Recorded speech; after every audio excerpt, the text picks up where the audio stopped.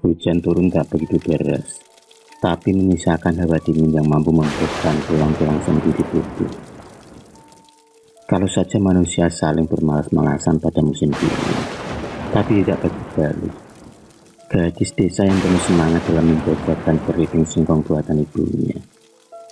Sepeda bututnya adalah saksi dalam perjalanan hidupnya. Gali, gadis desa yang cantik rupawan. Kemuliaan tubuhnya serta sifat kerja kerasnya yang dimilikinya menjadikan incaran para pemuda di desanya. Banyak laki-laki yang datang untuk melamar Gali, tapi semuanya ditolak secara halus oleh Gali. Karena suatu alasan, yaitu tak cinta. Karena baginya, pernikahan tak didasari oleh rasa cinta. Semua akan percuma. Meski Gali tumbuh di keluarga sederhana, tapi dia begitu bersahaja, menumbuhkan karismatik yang luar biasa bagi siapa saja yang melihatnya. Hingga suatu hari tak sengaja dia berpapasan dengan seorang pemuda gagah dan berwibawa, lengkap dengan seragam dinas yang dipakainya. Dialah Wahyudi, kepala desa yang baru saja dilantik 1 bulan yang lalu. Wahyudi begitu terpesona melihat kecantikan Gali ketika menjajakan dagangannya. Hidung mancung serta lesung pipi ditambah kulit putih yang dimilikinya membuat Wahyudi tak percaya kalau dia hanya seorang gadis dari kalangan menengah ke bawah. Andaikan saja Gali mendapat sedikit polesan perawatan dari salon, tentu saja akan menjadikannya seorang gadis yang paling cantik di desanya.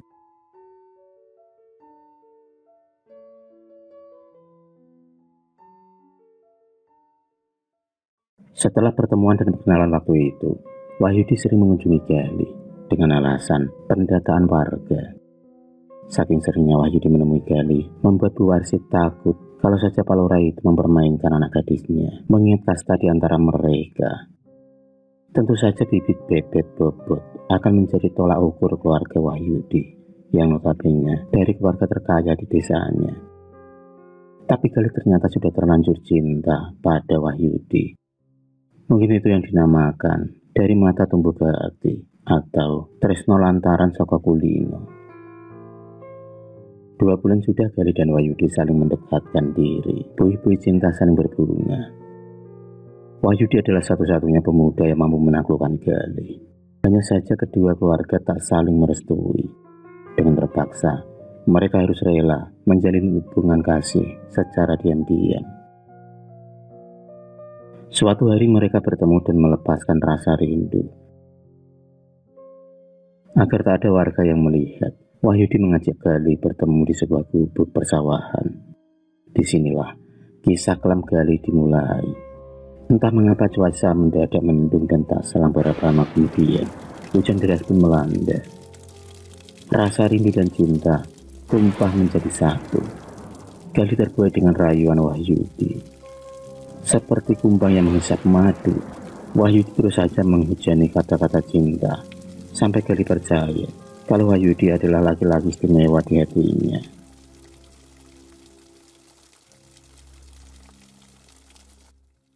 Setelah kejadian siang itu, Wahyudi seolah terkena candu. Mereka melakukan hubungan terlarang setiap bertemu. Begitu juga Gali. Dia rela menyerahkan segalanya demi laki-laki yang dia puja. Harga diri serta kehormatan dia pertaruhkan. Bulan pun berganti bulan. Wahyudi sekarang tak seperti dulu. Pertemuannya dengan Gali mulai jarang. Sedangkan Gali sendiri sering menangis, meratapi nasibnya saat mengetahui tubuhnya berbadan 2. Kalau saja Wahyudi bebas melalang buana, lalu bagaimana dengan Gali yang perutnya semakin membesar? Sedangkan dia harus berjualan keripik singkong demi memenuhi kebutuhan keluarganya. Dengan tekad yang besar, Gali pun mendatangi rumah Wahyudi. Tapi bukannya diterima, tapi Gali malah diusir secara paksa oleh keluarga kaya raya yang mengaku berpendidikan itu. Tubuh lemahnya jatuh ke lantai berlapiskan marmer, sedangkan Wahyudi terlihat menyuntingkan senyum sinis. Tak hanya itu saja, Wahyudi diam-diam merencanakannya jahat dengan menculik Gali untuk melakukan aborsi. Tentu saja hal itu tak dilakukan sendirian. Ada tangan kanannya yang siap membantu kapan saja. Dialah Waji, seorang preman bertubuh kekar berkulit hitam. Aksi mereka dilaksanakan sore hari, dan itu pun berhasil. Galih dengan perut besarnya diseret menuju ke rumah kosong.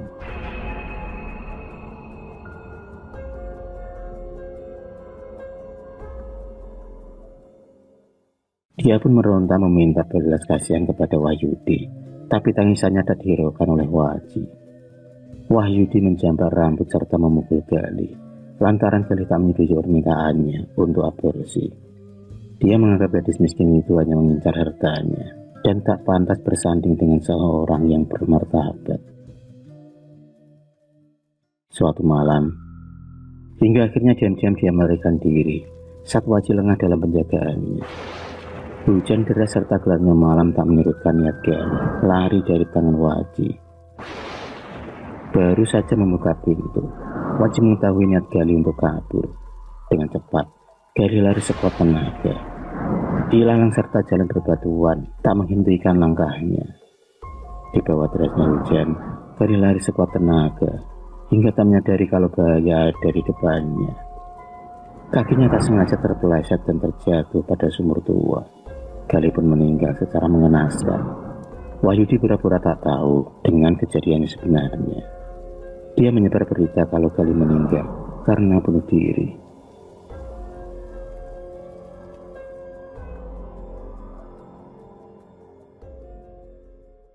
Satu tahun setelah kematian Galih, Wahyudi dikabarkan akan menikah dengan seorang gadis yang tak kalah cantiknya dengan Galih. Hanya saja gadis itu lebih tinggi derajatnya. Gadis yang bernama Sinta itu diketahui dari keluarga kaya raya dari luar kota. Setelah menikah mereka hidup berbahagia, tapi setelah menginjak pada bulan ketiga, tiba-tiba Wahyudi menderita penyakit yang aneh. Bau busuk serta perutnya mulai membengkak, tubuhnya tak segagah dulu.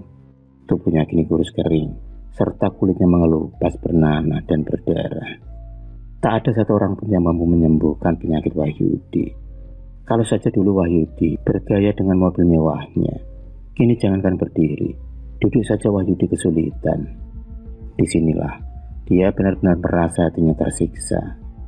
Sinta istrinya tak pernah mau mendekat lantaran jijik melihatnya.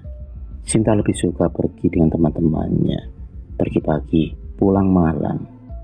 Sikap Sinta menjadikan murka pada keluarga besar Wahyudi. Suatu hari, ada seorang dukun yang tersohor akan ilmunya, namanya Mbah Jambrong. Sebutan laki-laki tua berjenggot itu.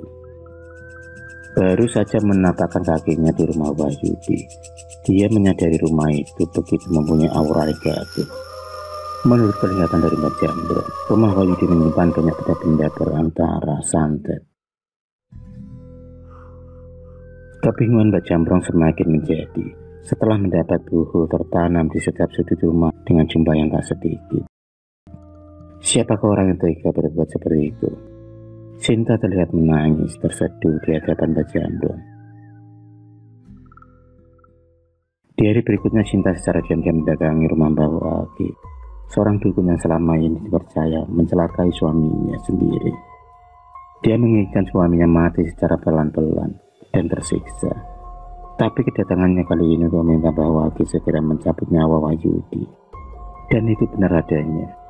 Sepulang dari rumah Mbah Waki, rumah mewah Wahyudi itu sudah berkumpul sanak saudaranya. Bendera kuning serta tenda tertata rapi. Sinta tersenyum puas, tapi dia harus menyembunyikan kegembiraannya. Sinta dengan air mata palsunya memeluk serta meminta maaf di hadapan jasad suaminya. Menurut keluarga Wahyudi, Wahyudi meninggal setelah muntah darah serta nanah. Nyawanya tak bisa tertolong lantaran terlambatnya tim medis ke lokasi. Jenazah Wahyudi mengeluarkan bau busuk serta matanya yang sulit dipejamkan. Naudzubillah. Setelah 40 hari kematian Wahyudi, baru diketahui kalau Sinta adalah adik kandung Galih yang diadopsi keluarga orang kaya di luar kota. Sinta menuntut balas atas apa yang dulu pernah dilakukan pada Galih. Nyawa harus dibayar dengan nyawa, meski harus ditempuh dengan jalan pintas.